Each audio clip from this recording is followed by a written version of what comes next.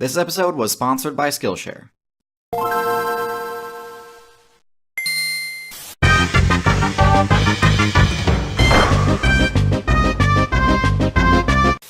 Human beings.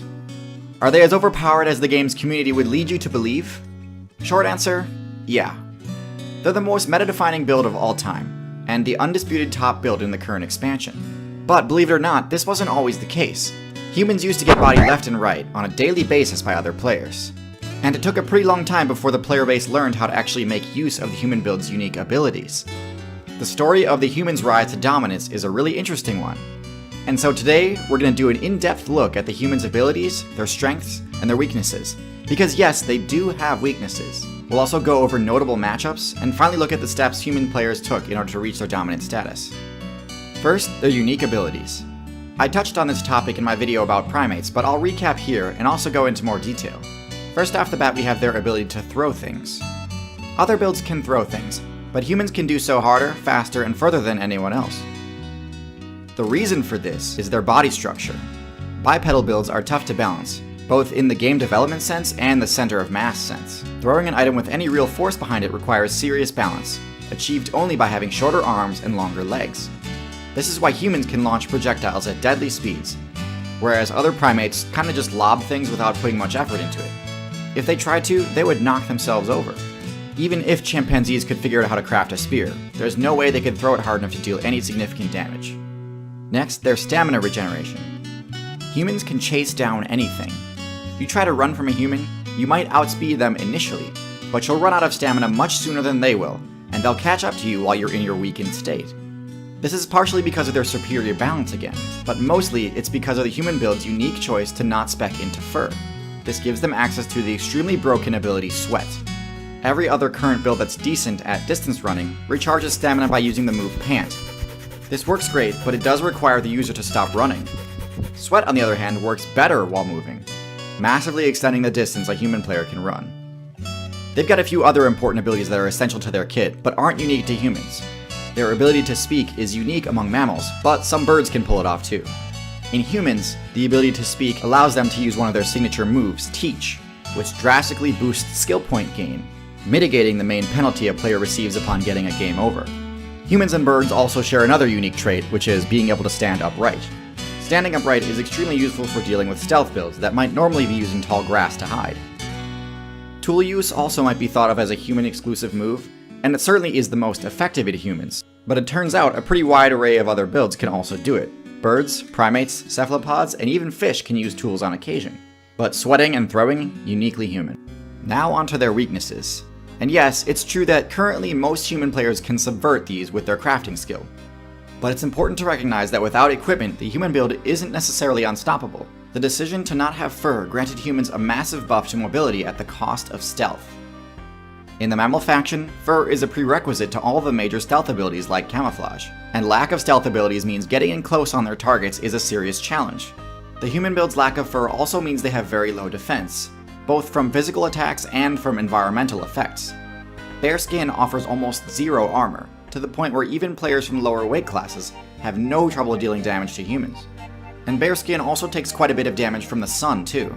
Humans are also pretty limited when it comes to the power stat.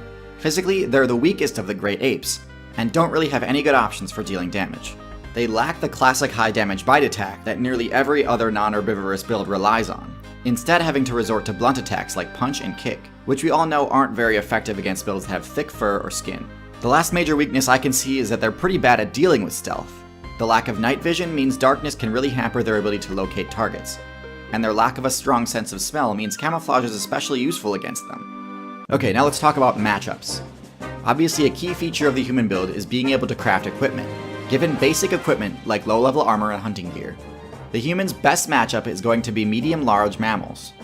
Unlike blunt damage, piercing damage is quite effective versus builds with thick hide, but on defense they're actually pretty awful. A human's only option on defense against a large mammal is intimidation, unless they've got some crazy high-level equipment, but I'll make a video on power creep later. The classic human equipment cannot stop a charging tank main unless the intimidate attempt works. But overall, this matchup is one of the reasons humans became top tier. Hardly any builds have favorable matchups against tanks. But that's not to say humans don't have their counters though. As I said before, Stealth can be really effective against them due to their lack of a keen sense of smell and night vision. Humans have the ability to win pretty much any fight as long as they've got time to prepare, but taken by surprise, humans have a lot fewer options. Another thing humans have trouble dealing with is flight. Even when a human has a ranged weapon, players with high aerial mobility are pretty safe during flight. Now, as far as I know, there aren't any bird builds powerful enough to one-shot humans, which is important because blunt attacks like punches are actually quite effective against birds. Birds have hollow bones that are resistant to tension and torsion, but not compression. This is the opposite of mammal bones, which are resistant to compression and tension, but not torsion. The point is, birds aren't the best choice against humans, but flight has been unlocked by 4 different classes in the game. Birds, which we just discussed aren't a good choice. Bats, which do even less damage than birds. Reptiles, which unfortunately had their aerial builds banned in patch 1.3.1. And insects. Flying eusocial insects have by far the best matchup versus humans in the entire game. Humans have 0 counterplay against a swarm of stinging insects. I mean, sure, there are special items that they can use to combat swarms if they're prepared, but the amount of human mains who've chosen that as one of their prestige abilities is pretty small. Humans' lack of fur means they have no innate defense against stings. Stings also have the chance to proc the anaphylaxis debuff, which can actually lead to a game over. And it's for this reason that the high score for human eliminations belongs to the Africanized honeybee, known better by its community-given name, the killer bee. And even if the stings don't proc the allergic reaction effect, they will still definitely achieve their primary goal of dropping their resolve to 0 and granting you control over the territory. And we can see that lately the viability of killer bees has only been growing now that they've expanded their territory outside of Africa. Which brings me to my main point. Are humans overpowered? Well, just like the Africanized honeybee, humans really only became OP once they escaped the African server and invaded other areas. Notice how humans took down megafauna across every terrestrial server except Africa. The African tank mains have the matchup experience and counterplay options to deal with the vast array of skills humans have access to. But the rest of the community was totally unprepared to deal with the rapid invasion of new human mains invading their competitive scene.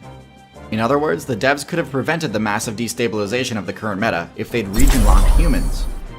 Staying competitive in the meta requires a good player constantly be leveling up their skills. There's no better example of this than the rapid rise to dominance that humans experienced. If you'd like to level up your own skills and unlock new ones, I highly recommend Skillshare. Skillshare is an online learning community with over 20,000 classes in design, business, technology, and more. Premium membership gives you unlimited access to high-quality courses on must-know topics, so you can improve your skills, unlock new opportunities, and do the work you love. I especially love their course on motion graphics, which is taught by the folks behind In a Nutshell. Join the millions of students already learning on Skillshare today with the special offer that's just for my subscribers. You can try Skillshare for free for 2 months by using the link in the description, or go to skl.sh/TierZoo3. Act now for the special offer and start learning today. And special thanks to my patrons on Patreon. If you'd like to see more from me, my Patreon and social media are in the description.